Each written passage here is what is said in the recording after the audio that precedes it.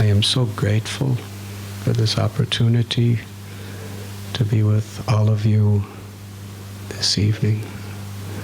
Special gratitude to Vivek and your beautiful family for opening the doors of your wonderful home for all of us. And to Peter and Amy and Greg and everyone. I don't know what to say, but I'm going to say something anyway. Vivek was talking about how his father was a dentist. And he was dental, and you became transcendental.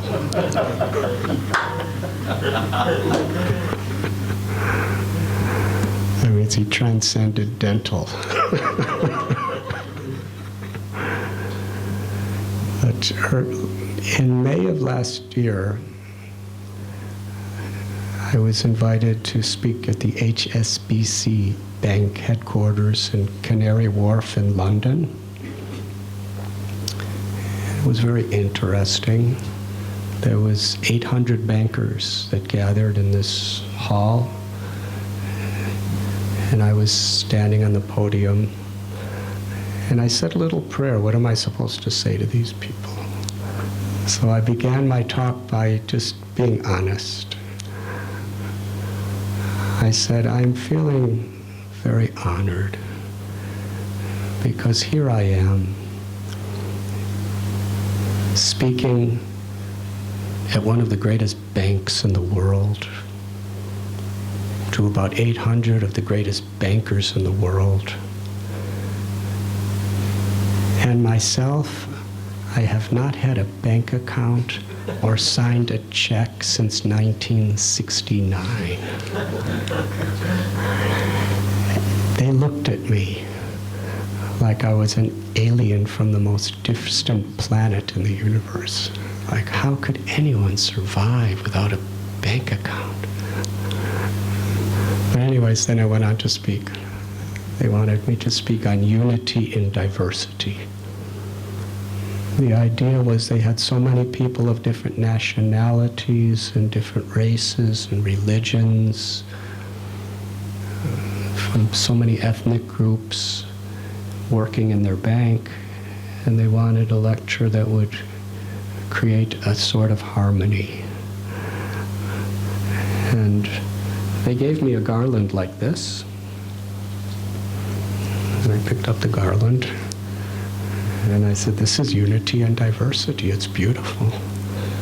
If every flower in the garland was yellow, it wouldn't be so nice. But we have yellow and purple and pink, and it's not that the yellow flowers are fighting with the pink flowers saying, you know, I should be on this garland and not you, and I'm better than you, and you're fragrant and I'm more fragrant. And all the flowers, because there's a thread between them, the diversity creates a very beautiful form of unity. And what is that thread? You don't see the thread in a garland. You only see the flowers, but without the thread, none of them could be together. And that's the internal wisdom of, you know, what really is it that binds people together? And there's a beautiful verse in the Bhagavad Gita. Vidyavanaya sampane brahmani gavihastini sunichaiva swapakecha pandita samadarshana. Describes what is actual knowledge. Who is a pundit? Pundit means someone with wisdom. In the Bhagavad Gita, it doesn't define a pundit as someone who has accumulated large quantities of data on their brain. It's not about getting a bachelor's degree, master's degree, PhD. It's not about getting many followers or defeating people in debate.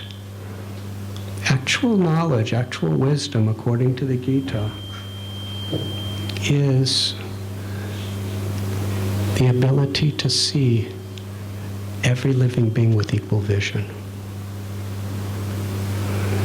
Whether one is man or woman, black or white, red or yellow or brown or yellow, whether one is Hindu, Muslim, Jew, Christian, Jain, Sikh, Parsi, Zoroastrian, agnostic, atheist, whether one is from the east or the west, whether one is a human or an elephant or a cow or a dog or a cat, to understand that life is sacred. Mamaivam so jiva loke jiva bhuta sanatana. This is a verse from Gita where Krishna is saying that every living being is part of me. Every living being is a spiritual spark, a part of God. The living force within us. Because if we try to create peace in this world simply on the basis of our physical conditions or our mental conditions, there's so many things that are just not similar. The peace process is usually negotiations, but it's very vulnerable. But if we build our relationships with each other on a foundation of what we actually really have in common, we're all alive. And who is it that's alive? This is the principle of the Gita, that it's the Atma. It's the spiritual force, the living force that within us. It's seeing through the eyes and hearing through the nose and touching through the skin, thinking through the brain, loving through the heart. Who is that me? What is the difference between a living body and a dead body? Consciousness.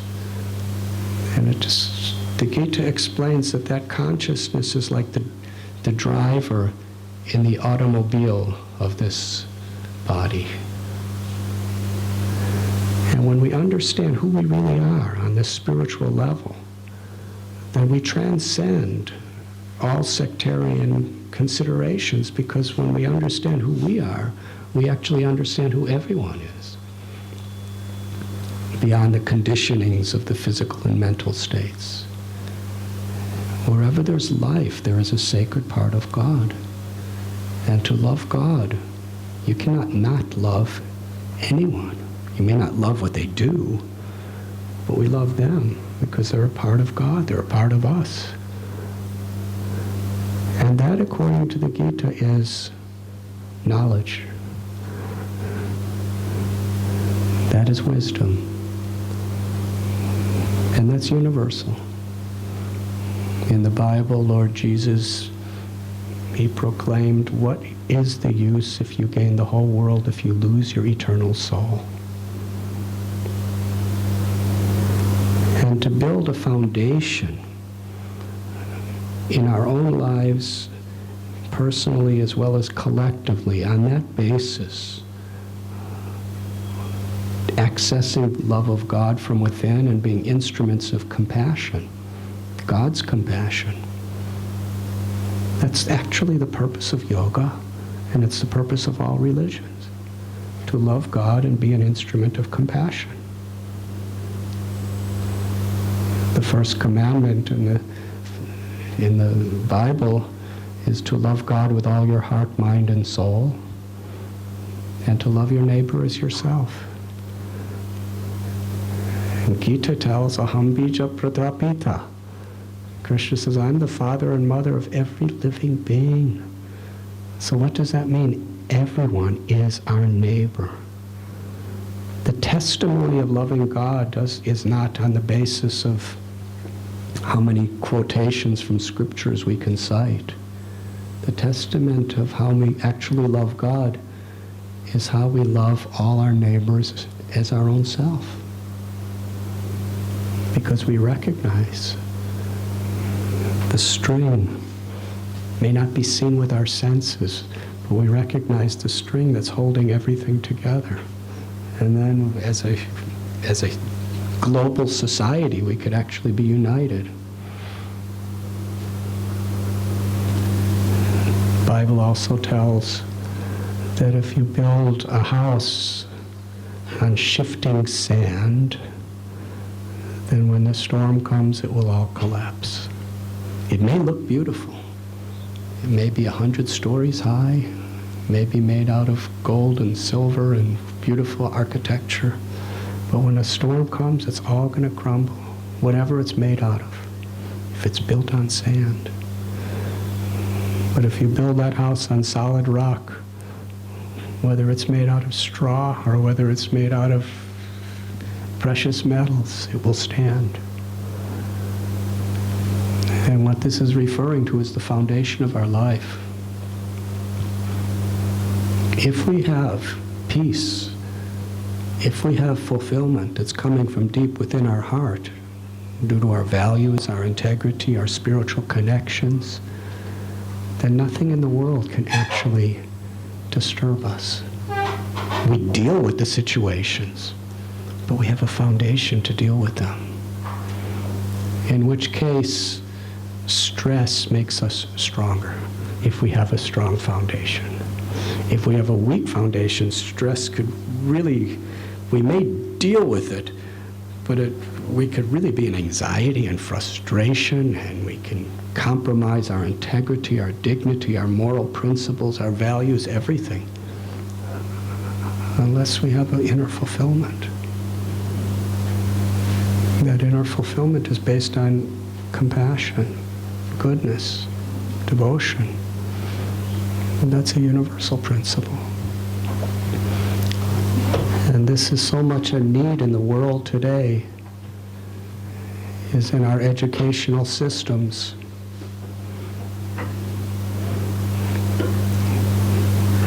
Just a few months ago, I spoke at Cambridge University in England, and I told them that here I am, I'm speaking to graduate students at Cambridge University, and I actually only had one semester of a junior college. And I'm teaching you. God really does have a sense of humor.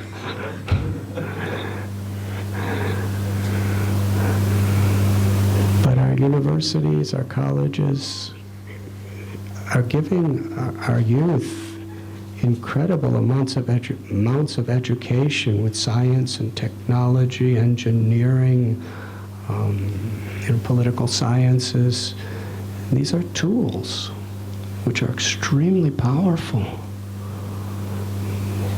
But what the peace and fulfillment and quality of life and in this world is depending on is the values that people have these tools are embracing. It's like a knife. Is a knife good or bad? A knife is only good or bad according to whose hand it's in. If the knife is in the hands of a murderer, then it will kill someone for their money. If that same exact knife is in the hands of a surgeon, it will save a person's life. Everything is potentially spiritual or material, good or bad, according to who uses it, our values. It's like at our hospital, we have a hospice. And in Vrindavan, a holy place, we just built a hospice for people because people like to go there to die. So at hospices, there's morphine. So when I saw the morphine, I was thinking, a drug dealer will use the morphine to somehow or other destroy a young person's life by convincing him to take more and more and get addicted to it.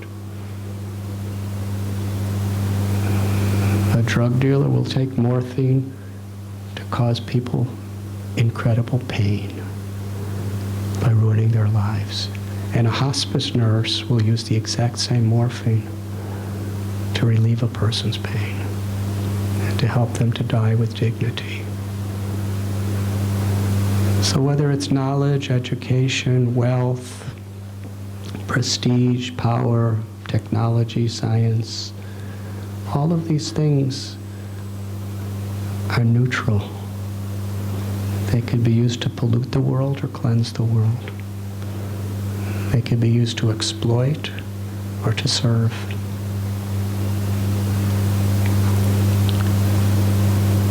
I have quite a few friends who are in the Wall Street scene in New York, and they like to tell me about the inside information. One person, a good friend of mine, just wrote a book called Conversations with Wall Street. He was a big Wall Street person, and some of the biggest companies he was relating to, and he interviewed the biggest people in these companies. He recorded them, and it's all in this book that's coming out. It's not only shocking, it's horrifying, the way some of these people think. To make money is the only value they have, and what the cost for other people are, it's irrelevant. Not everyone is like that, but there are big people like that. So what's critical is to give the people of the world, especially our children, with the education, universal values, an actual spiritual foundation that they could build their occupations, their families, their character upon. And then with that thread of values, our differences, the diversity among us, could actually increase the beauty of life for the world. Some people, in the West especially, they very much attack India on the basis of the caste system. Recently, a girl came from America, and she was from Syracuse, New York. She was a yoga student, and she was at our temple, and very nice. She's in her mid-20s, married lady, and she went to some other place, and we were going to take her. We built an eco-village about 2 hours out of Bombay, and she was like in a hotel, and she was walking down the stairs, and she slipped and broke her foot. So we took her to our Bhaktivedanta hospital, and they did an x-ray, and she had a broken foot. They had to put her in a cast, and I went up to see her, and I said, "Welcome to the Indian caste system." But I said, because it's on your lower foot, unfortunately, you're in the lower caste. But anyways, the origin of the caste system is Varnashram Dharma, which is just the opposite of something oppressive and suppressive.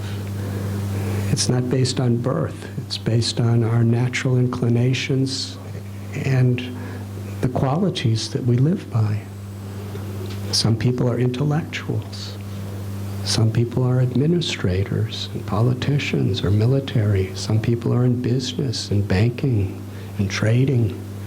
Some people are, doing hard work. And it's not that one is higher than another, because the social body is like a human body.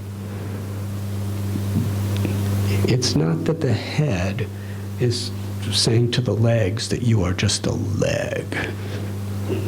I'm the head. And it's not that the leg is saying, why are you exploiting me? And the leg is kicking the head. And it's not that the arms and the stomach are fighting. The head is like the intellectuals, the educators. The arms are like the administrators and the political people. The stomach is like the people who are in business and trade and farmers. And the legs are the people who are, doing work, labor. Every society, whether you call it socialism, capitalism, communism, or any other ism, has all those divisions. And the idea is we're all one body. And every part of the body is working for the whole body. You know, the kidneys have a different shape and a different color than the lungs. And the eyes have a very different shape and color and inclination than the hands.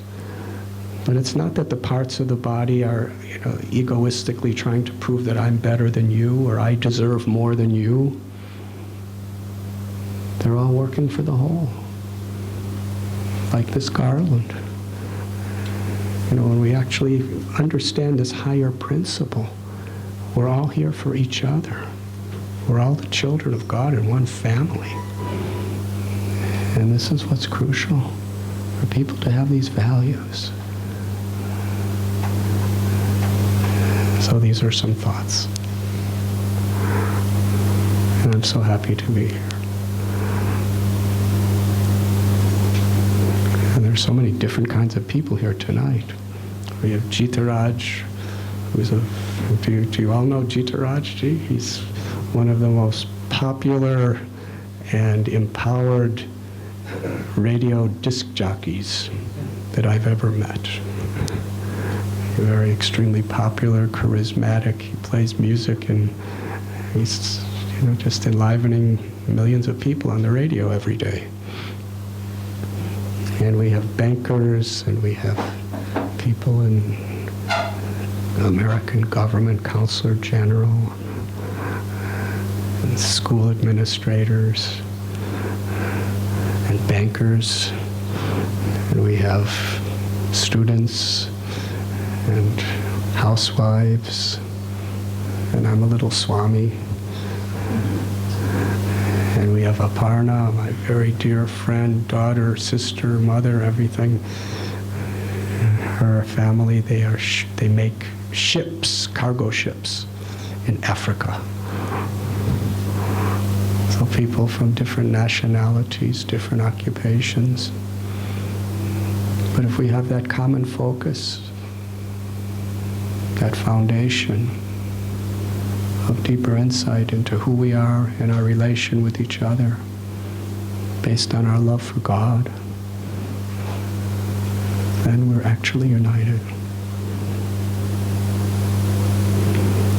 Can I tell you one strange story? It's really strange. Or should we have questions? Would you rather do questions or a strange story? Strange story. You don't have a choice. People are naturally inclined towards strange things.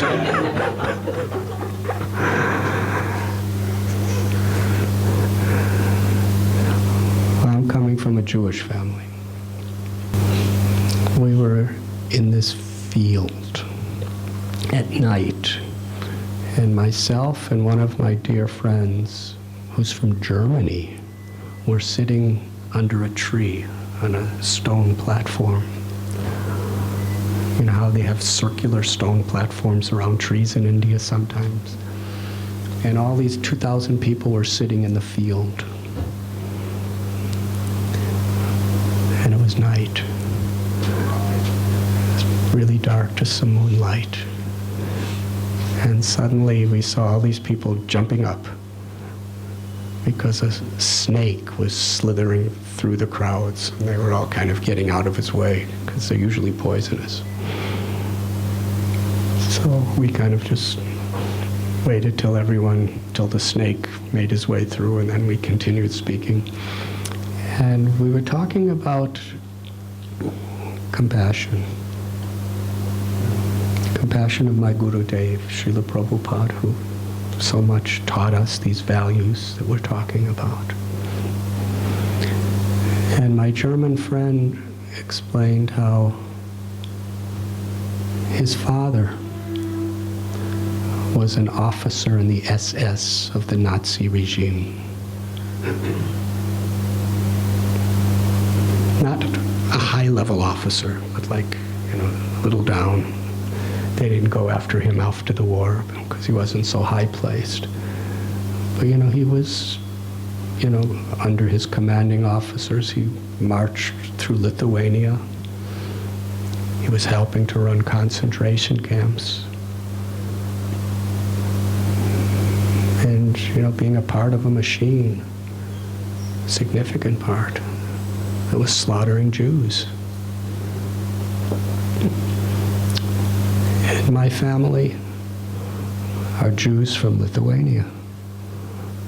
And my father, my grandfather actually, he came just before World War I to America to escape the persecution of the Russian Tsar. And because he had no money, he didn't speak English, and somehow or other the government sent him to Hammond, Indiana, which is just outside of Calumet City, which is just a few minutes from Chicago. And that's where my grandfather lived when he was in his 20s.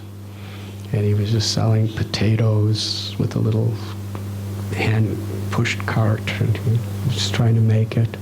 And every cent beyond, just the needs of his family, he was saving up to bring his brothers and sisters to America. And his whole savings he sent over there. And somehow or other, it was just before World War II, his brothers, his sisters, their families, who were my father's cousins, they all on a boat to Ellis Island in America. And who would be my grandfather's brother, he had a limp in his leg. So the U.S. government rejected him. They didn't want people who couldn't, do a lot for the country, I guess. So they sent him and his entire family back to Lithuania. And a few months later, the Nazis marched through, and they were all slaughtered. So I'm coming from a family where most of the members were killed by the Nazis. This person sitting next to me is coming from a family who was killing my family. And do you know something? The two of us are most intimately loving best friends.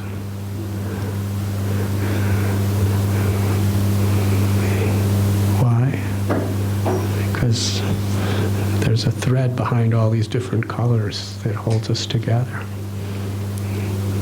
We love each other because we're humans, because we're part of God. And I was just with him recently. I was in Germany with him. He comes to India with me. So yes, there's so many problems in this world based on problems with history.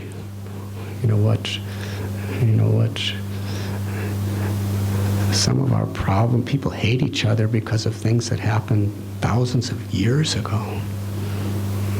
In the book I wrote, I cite an example where my best friend, when I was 7 years old, his parents hated me because they said I was a Jew and I killed Jesus. And my friend told me, my parents hate you because you killed Jesus. And I'm just 7 years old. I said, I didn't do it. He said, no, you did it because you're a Jew. He said, and even God hates you. That's what they told me. I was completely mortified. I was this big. His parents were like, you know how big parents look when you're tiny. And I said, do you hate me? He said, no, you're my best friend, but when I grow up, I might hate you. He said, but I hope not. So, people hate each other because of things that happened hundreds of years ago, thousands of years ago, whatever.